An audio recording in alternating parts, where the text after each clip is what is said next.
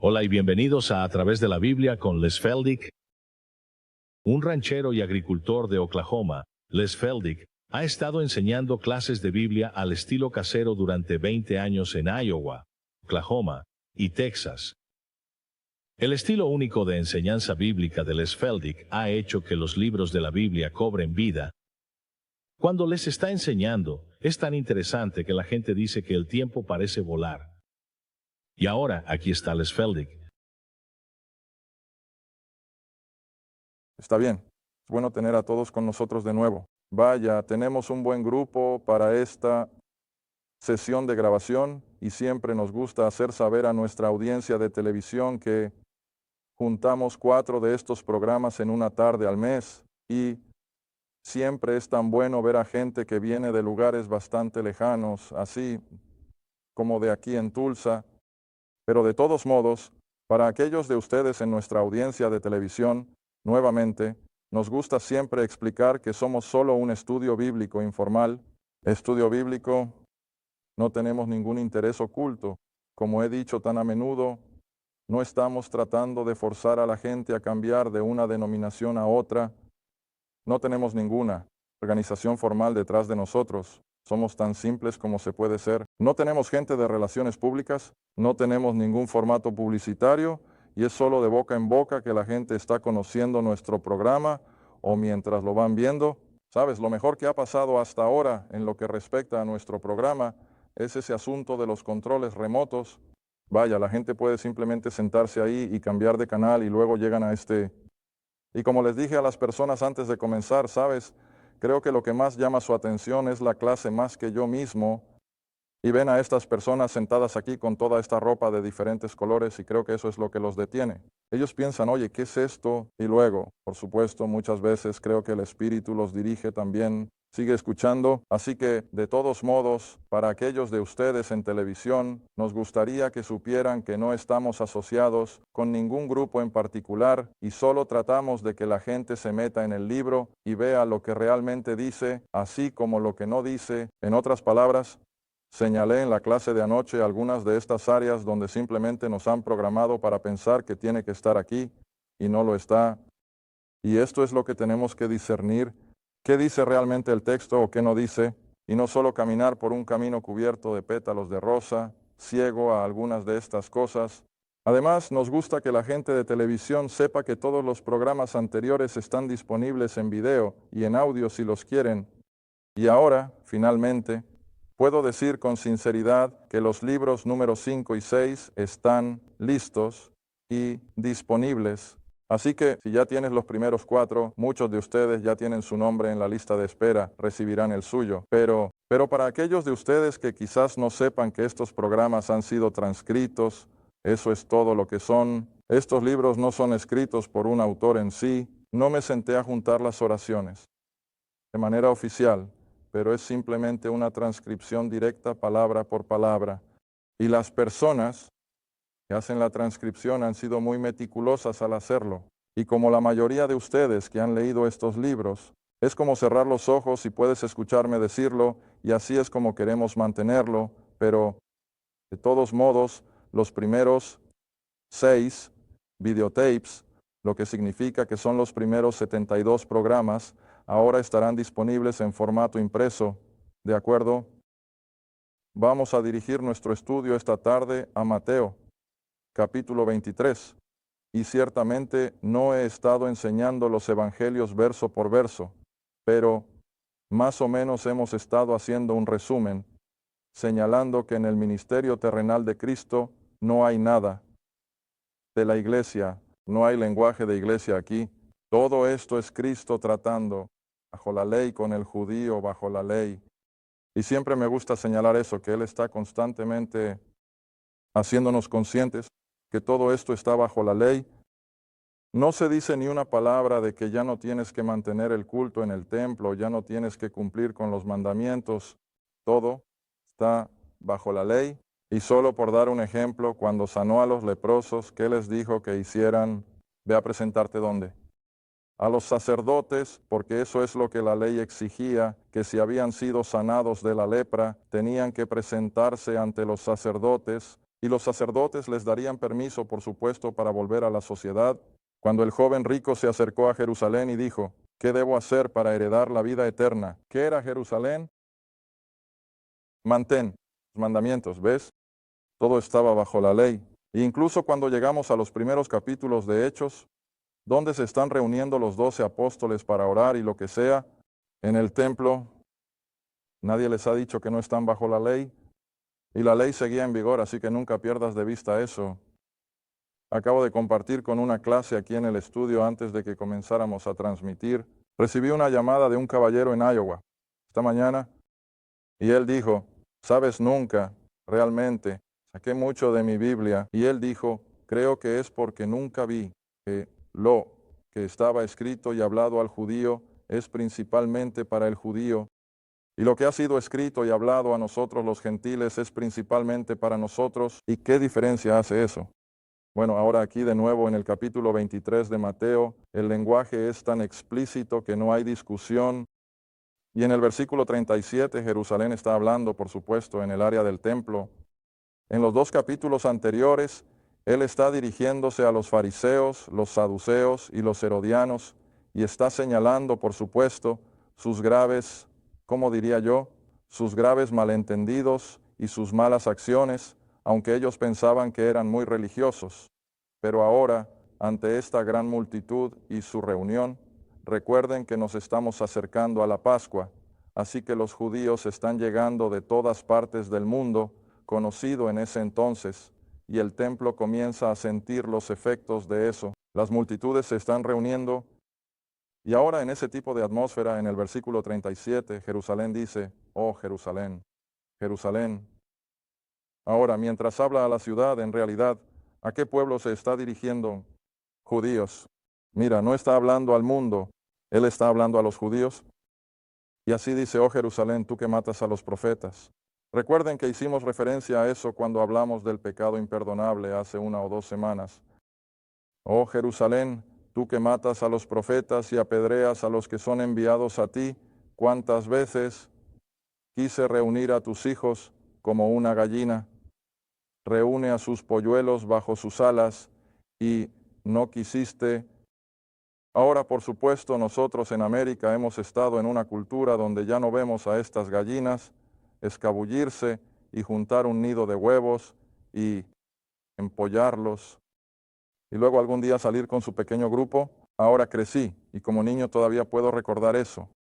De vez en cuando, una gallina vieja se salía con la suya y mamá no encontraba sus huevos. Y luego un día ahí venía con 14, 15 pollitos. Y solo con su cloqueo, ya sabes, podían mantener un buen control sobre toda esa camada. Pero recuerdo que mientras miraba esto y me preparaba para este programa, cuando era niño, y quiero decir que probablemente tenía 5 o 6 años, se estaba acercando una gran tormenta. Así que papá y yo corrimos hacia la casa y resultó que era el verano en que una de estas viejas gallinas efectivamente tenía su camada de pollitos y siempre habíamos estado un poco pendientes de ellos. Y a medida que la tormenta comenzó a soplar y la lluvia caía, ella había llamado a todos sus pollitos bajo sus alas y se había colocado en el lado protegido de un gran viejo árbol de fresno, de lo contrario nunca lo habría soportado. Y el viento estaba soplando, pero todos esos pollitos se habían metido bajo ella, excepto, ¿no? Y así, desde la ventana, mientras veíamos esa tormenta de lluvia, ese pequeño pollito fue arrastrado por el viento y la lluvia y se ahogó, por supuesto, pero el resto de ellos estaban a salvo bajo esa vieja gallina. Y cada vez veo esto y lo leo, no puedo evitar imaginar eso, que cuando soplaba la tormenta, esos pequeños pollitos estaban a salvo y seguros todos, acurrucados bajo esa vieja gallina madre. Y mira, Jerusalén usa esa analogía de que esto es lo que él quería hacer con Israel. A lo largo de sus 2000 años de historia, él había estado más o menos, disculpen la expresión, pero había estado solo cloqueando sobre ellos. Él solo había estado cuidando de ellos, protegiéndolos y proveyendo todas sus necesidades de maneras milagrosas. Pero como el pequeño pollito al que me refería, Israel, no escucharía y cayeron bajo todos sus juicios. Cayeron bajo todas sus adversidades simplemente porque no quisieron ser obedientes.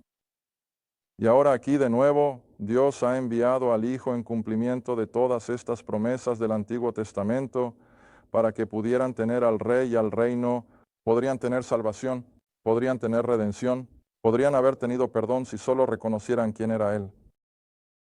Pero en cambio, ¿cuál fue su respuesta? ¿Acaso algo bueno puede salir de Nazaret? Y como he señalado tan a menudo, en lugar de entrar en Jerusalén montado en un gran caballo árabe blanco y reluciente, era lo que la mayoría de los emperadores de esa época hacían, ¿cómo entró él en el potro de un burro? Mira, lo más humilde, y simplemente lo sorprendió. Pero, sin embargo, la oferta se hizo, que él era su rey, y estaba listo para darles el reino si solo creían. Pero él dice, no quisieron. Ahora, he dicho en mis clases a lo largo de los años, y probablemente lo diré más de una vez en el futuro, hay un aspecto de todo esto que sé que es difícil de comprender, y eso es que Dios en su soberanía está en control todo, de todo, y, sin embargo, nunca quita el libre albedrío de los hombres y las naciones. Ahora, esos dos conceptos son difíciles de juntar, pero aún así es muy cierto. Y la mejor manera en que puedo explicarlo en mi propia mente es que antes de que Él creara algo, la deidad, y vamos a ver un versículo que muestra esto, la deidad podía mirar a través de los eones del tiempo y sabía exactamente lo que cada persona en cada nación haría. Ahora, eso se llama presciencia. Ahora bien, con la presciencia, ves, Él también podía planear para cualquier eventualidad, porque sabía lo que iba a suceder, y sin embargo, nunca quitó el libre albedrío de la humanidad. Ahora, lo mismo con Israel. Israel tenía la libertad absoluta de aceptarlo y tener el reino, pero también tenían el libre albedrío para qué rechazarlo. Y esto es lo que están haciendo. Y le sorprende a Dios porque sabe lo que van a hacer. Déjame mostrarte el versículo que tenía en mente, Hechos. Eso estaría en el capítulo de Hechos 2. Un versículo increíble. Y supongo que no entendí el impacto de eso hasta hace un año o dos. Y estoy seguro de que así es como pasa con muchas escrituras para muchos de nosotros. Lo leemos, pero realmente no entendemos el impacto de eso mientras lo leemos. Hechos capítulo 2, comenzando en el versículo 22. Hechos 22, versículo 22. Pedro en el día de Pentecostés. Y de nuevo, él se dirige a esta gran multitud de judíos allí en el complejo del templo, que se han reunido ahora para esta fiesta de Pentecostés. Y él dice, hombres de Israel, escuchen estas palabras. Jesús de Nazaret, un hombre aprobado por Dios entre ustedes por milagros, maravillas y señales, que Dios hizo por medio de él en medio de ustedes, como ustedes mismos también saben. Ahora aquí viene en el versículo 23. A él, este Jesús, siendo entregado por el consejo determinado. Ahora eso se escribe con una S, por el consejo determinado y la previsión de Dios. Ustedes lo han tomado y con manos malvadas lo han crucificado y matado. Ahora, ¿qué significa eso, el consejo determinado? Dios. Bueno, la única forma en que puedo verlo es que la Trinidad, el Dios triuno, tres personas, pero uno.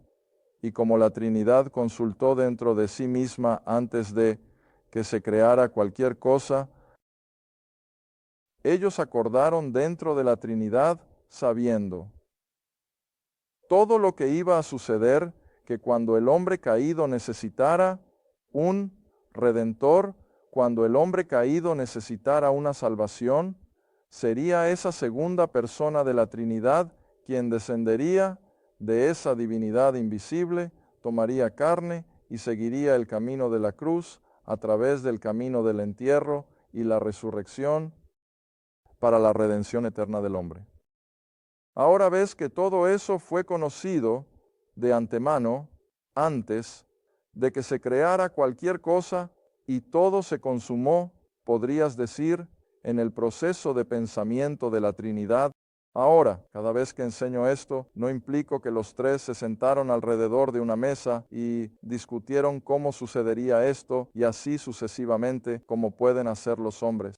Pero dentro de la Trinidad de la Deidad, ya sea un segundo dividido o lo que sea, sin embargo, las tres personas de la Deidad habían acordado que esta era la manera en que lo harían.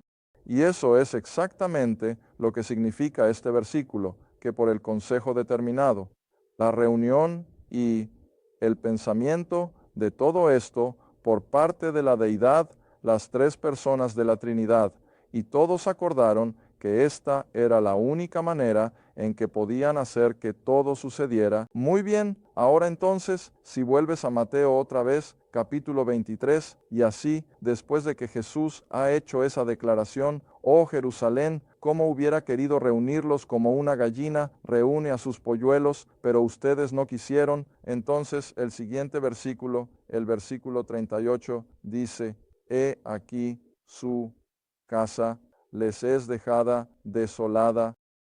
Ahora me gustaría que subrayaras el pronombre su, porque así como cuando Dios trataba con Israel bajo Moisés, recuerden al principio, Dios los llamaba mi pueblo, pero después de su terquedad y después de su rebelión, finalmente le dice a Moisés de quiénes son el pueblo.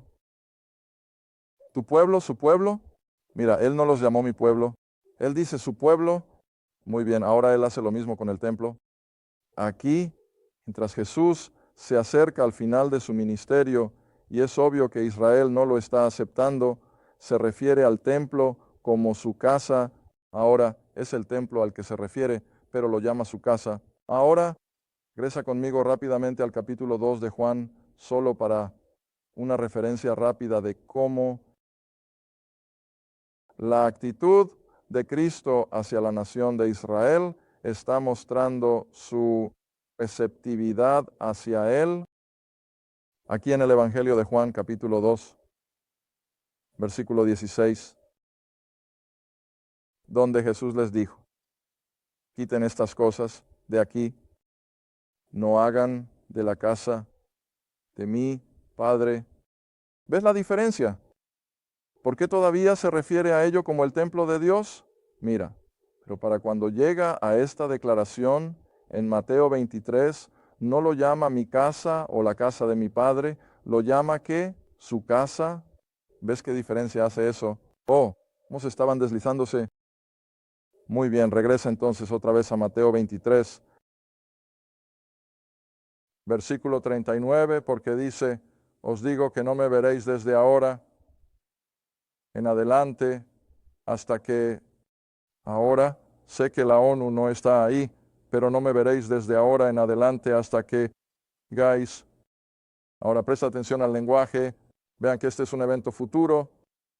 Cuando digáis, bendito el que viene en el nombre del Señor. ¿Lo estaban diciendo ahora? No.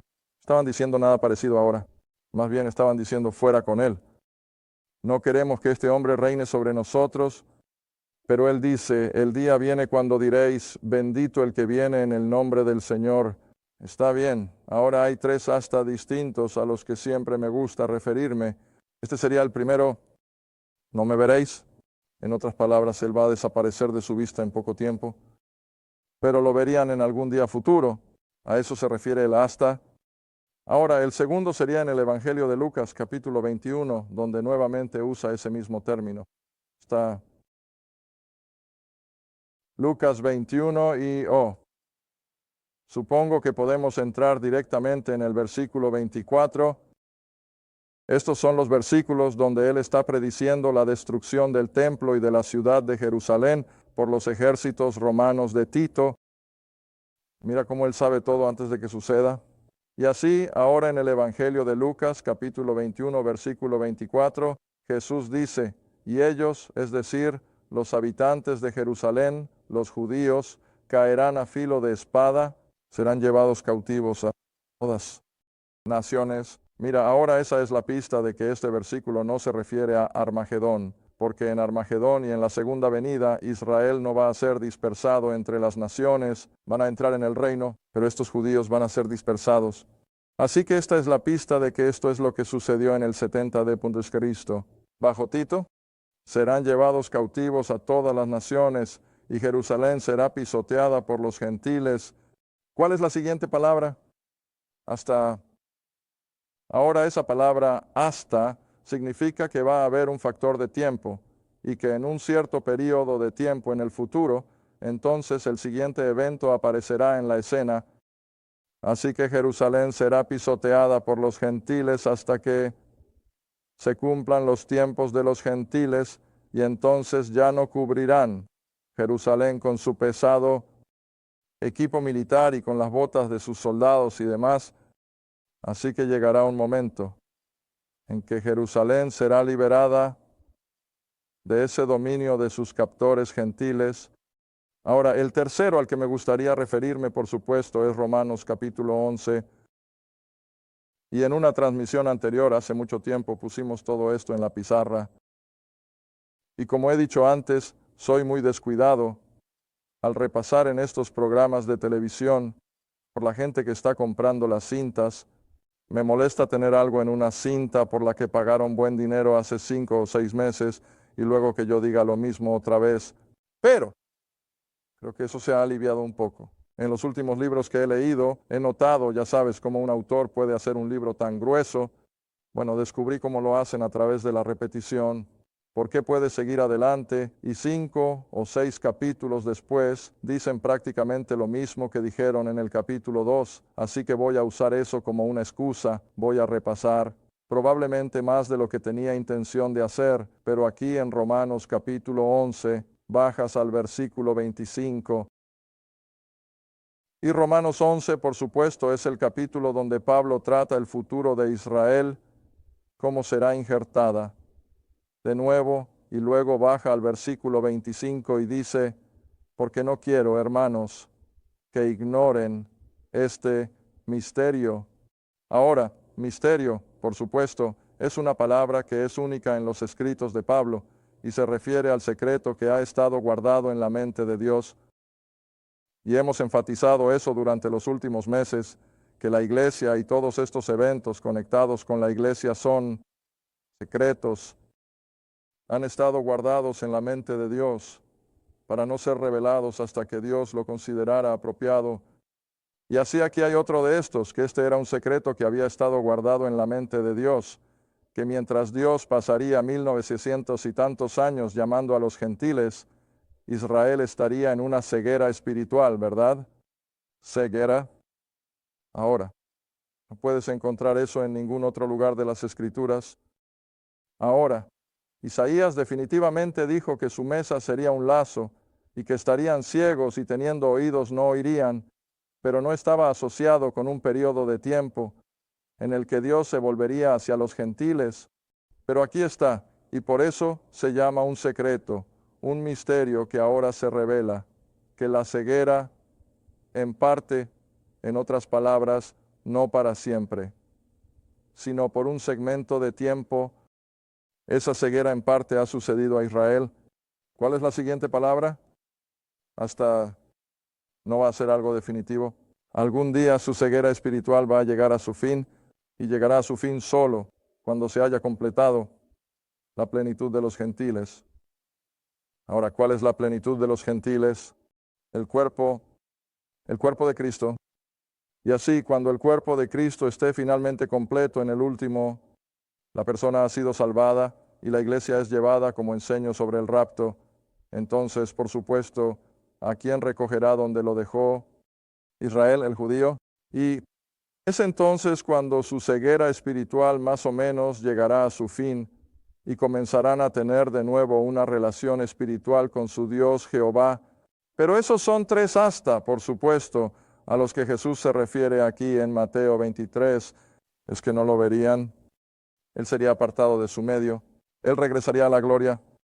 No lo verían hasta que Él regresara y podrían decir, bendito el que viene en el nombre del Señor, que por supuesto sería en su segunda venida. Y luego el de Lucas 21, que ciertamente se refiere a ese periodo de tiempo que ya ha pasado y al que estamos llegando al final. No debería terminar la oración con una preposición, ¿verdad? Pero de todos modos, ahora estamos acercándonos al final de esto, y los gentiles han estado dominando Jerusalén durante todos estos siglos. Ahora sabemos que no están controlando Jerusalén per se hoy, pero es lo más cercano a eso. Todavía tienen bastante control. Las potencias gentiles todavía tienen a la pequeña nación de Israel bastante bajo su control. Y así, a todos los efectos prácticos, esta profecía sigue siendo muy válida. Jerusalén y la nación de Israel todavía están bajo la influencia básica de las potencias gentiles, pero eso va a terminar cuando Cristo regrese. Y luego el tercero, que están espiritualmente ciegos. A lo largo de estos últimos 1900 y pico años, la nación ha estado ciega, pero no es una ceguera permanente. Va a terminar después de que la iglesia haya sido completada. Bueno, solo me quedan un par de minutos, así que voy a bajar y comenzar el capítulo 24. Y esto será para la audiencia de televisión una especie de aperitivo para el próximo programa. Y ahora vamos a entrar en la profecía. Ahora cubrimos todos estos versículos, casi todos, cuando estábamos en el libro de Apocalipsis, pero ahí de nuevo cuando me doy cuenta de cuántas veces todos los demás repasan estas cosas una y otra vez, supongo que no me hará daño darle 2 golpes. Pero vamos a continuar con Mateo 24 en nuestro próximo programa y probablemente incluso en el siguiente, porque aquí Jesús ahora se adentra en la profecía. Ahora, todo esto ha sido profecía. Siempre he conectado todo, ya sabes, comenzando casi con Abraham y todo el camino a través del Antiguo Testamento. Todo es profético. Todo está diciendo lo que va a pasar, lo que va a pasar. Esa es profecía. Y aquí de nuevo en el capítulo 24 es exactamente de lo que Jesús va a hablar, las cosas que van a suceder en algún momento en el futuro. Así que en el versículo 1, Él ha estado hablando, ya sabes, en el complejo del templo, pero ahora sale y se aleja del templo y sus discípulos se acercan a él para mostrarle los edificios del templo, en otras palabras, desde una distancia, creo que probablemente desde el Monte de los Olivos. Así que aquellos de ustedes que han estado en Jerusalén saben que cuando estás en el Monte de los Olivos, solo miras a través del pequeño valle de Cedrón y justo ahí está la pared oriental y el complejo del templo. Así que creo que cuando salió del templo, cruzó el pequeño valle de Cedrón y subió al Monte de los Olivos. Entonces los discípulos probablemente miraron hacia atrás y dijeron, ¿qué pasa con todo esto? ¿Ves? Y ellos dijeron, versículo 2, Jesús dijo, ¿no ven todas estas cosas? En otras palabras, todas estas cosas del complejo del templo. De cierto os digo que no quedará aquí piedra sobre piedra que no sea derribada. Ahora, ¿quieres recordar cuando Nabucodonosor destruyó el templo? Lo hizo como por fuego. Era predominantemente de madera de cedro, ya sabes, y se quemó como una caja de fósforos. Pero los romanos, aunque usaron mucho fuego, no solo lo destruyeron con fuego, sino que literalmente desmantelaron ese templo piedra por piedra y bloque por bloque. Por supuesto, hay muchas historias legendarias sobre por qué lo hicieron. Algunos de los soldados romanos habían oído que había toneladas de oro escondidas entre los bloques de construcción del templo. Y así que para ir tras ese oro, él simplemente lo desmanteló piedra por piedra, pero eso es exactamente de lo que Jesús está hablando. En una declaración profética, él dice, este templo que están viendo será derribado piedra por piedra, roca por roca.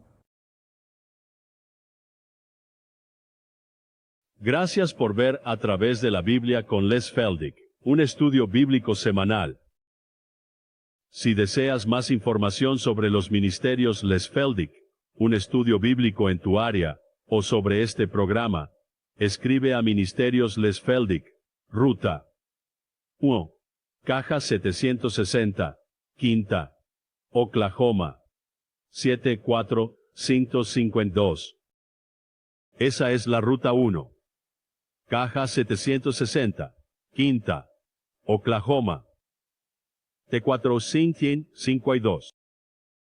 A Través de la Biblia con Les Feldick es apoyado por los espectadores, y tu donación es apreciada. Gracias y asegúrate de sintonizar la próxima vez para A Través de la Biblia con Les Feldick.